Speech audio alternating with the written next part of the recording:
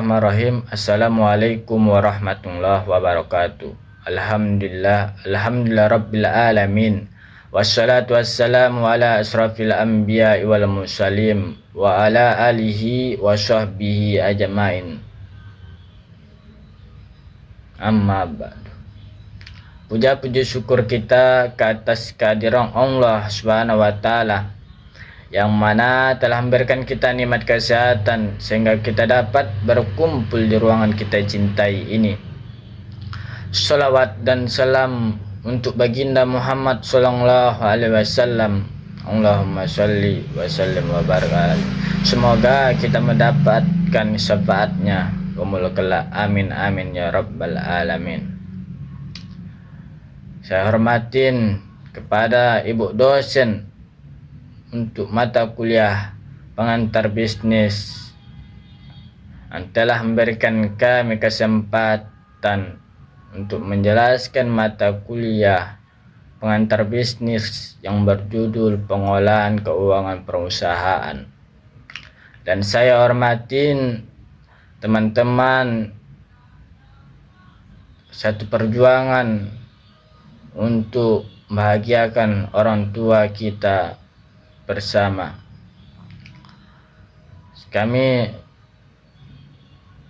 dari kelompok 11 untuk menjelaskan materi pengolahan keuangan perusahaan akan dijelaskan kepada teman saya yang bernama Citra, dan saya persilahkan segala hormat. Baik, saya akan menjelaskan materi yang pertama, yaitu akuntansi dalam bisnis. Akuntansi dalam bisnis adalah suatu yang mendedikasikan, mencatat atau meringkas dan informasi keuangan. Informasi keuangan ini kemudian komunikasikan kepada para pengguna untuk mengambil keputusan hak yang adil. Baik, kita masuk ke bagiannya, yaitu fungsi akuntansi dalam bisnis, yaitu adalah 5 perkara. Yang pertama, pengukuran pengenarejaan keuangan. Yang kedua, penyajian informasi dan pengambilan keputusan yang sah atau yang adil. Yang ketiga, pengadilan keuangan. Dan keempat, yaitu pengelaporan keuangan. Dan kelima, yaitu perencanaan keuangan. Baik, sampai sini saja yang bisa saya jelaskan tentang akuntansi dalam bisnis, materi yang saya jelaskan. Terima kasih. Selanjutnya untuk menjelaskan materi selanjutnya saya persilahkan untuk teman saya selanjutnya. Terima kasih. Materi selanjutnya adalah fungsi akuntansi dalam pengelolaan keuangan perusahaan. Akuntansi berfungsi sebagai sistem informasi keuangan yang mencatat, mengklarifikasi, meringkas, dan melaporkan transaksi keuangan perusahaan. Dalam pengelolaan keuangan, akuntansi membantu perusahaan untuk menyediakan data keuangan bagi manajemen, mengendalikan biaya dan anggaran, mengukur laba dan kinerja perusahaan, membantu pengambilan keputusan. Yang kedua, pengertian dan fungsi akuntansi dalam bisnis.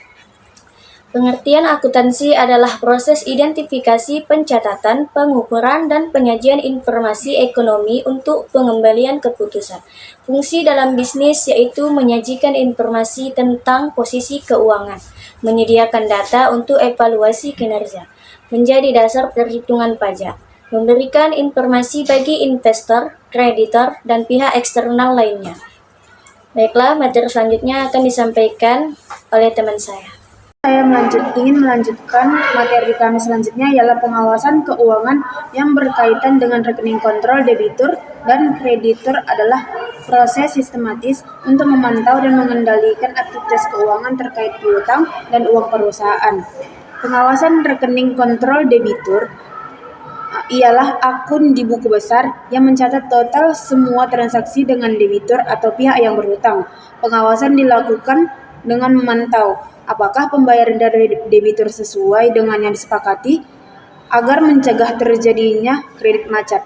Pengawasan ini mendeteksi penyimpanan dari perjanjian kredit dan melakukan analisis penyebabnya.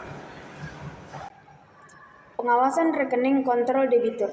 Rekening kontrol debitur adalah akun yang mengawasi total hutang perusahaan kepada kreditor atau pihak yang memberikan pinjaman atau memiliki piutang pada perusahaan. Pengawasan ini penting agar perusahaan dapat mengelola kewajiban dengan baik, memenuhi ketentuan perbankan dan prosedur internal, serta memantau perkembangan uang agar tidak menimbulkan risiko bagi perusahaan. Adapun fungsi pengawasan meliputi pengawasan langsung maupun tidak langsung dengan melakukan kunjungan dan memberikan peringatan dini jika ada indikasi penurunan kualitas pembayaran hutang. Adapun kesimpulannya ialah pengawasan rekening kontrol debitur dan kreditur bertujuan menjaga kelancaran arus kas dan meminimalkan risiko kerugian dengan cara memastikan piutang dan hutang yang dikelola dengan sistem kontrol yang efektif dan sesuai peraturan berlaku serta kesepakatan yang dibuat dalam perjanjian kredit atau hutang. Jika diperlukan, bisa dijelaskan lebih rinci tentang mekanisme, jenis pengawasan, atau prosedur yang berlaku. Mungkin itu saja materi yang dapat saya sampaikan. Saya kembalikan ke moderator. Telah membacakan materinya pada hari ini. Apabila kata-kata kami salah, ucapan salah, mohon dimaafkan dan mohon maaf kepada dosen apabila kecewa. Walakhir, assalamualaikum warahmatullahi wabarakatuh.